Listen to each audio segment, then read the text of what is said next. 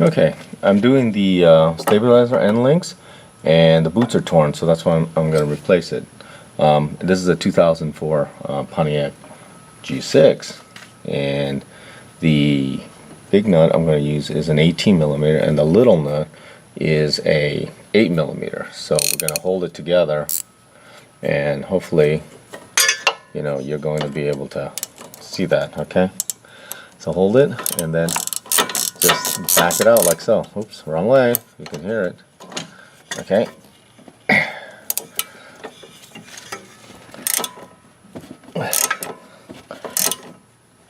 Oh man. Gotta put a little more lubricant on that.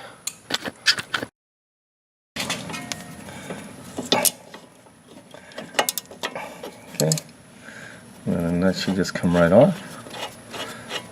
And it's the same on the lower end of the sway bar, and then the part should just come right out like that.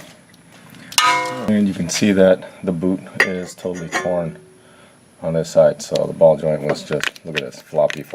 So alright, let's get the new part.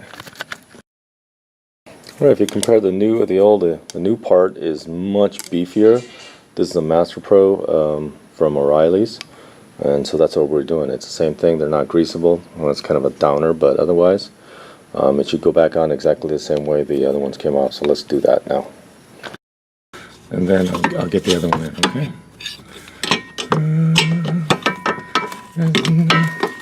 There we go. We got it in. Get the top one in first, so that I don't have to move the steering. Tighten that down. And then we'll get the bottom one on. Okay, so we're going to install the new one. I'm going to put the bottom one in. These do have grease fittings. I just missed it. So that should just go in there.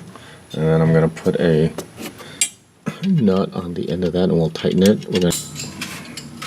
I can get a wrench on the nut. There's a nut on the back side here, and that is a 18 on this one. And then I can take my ratchet, 17, and then just tighten it like so.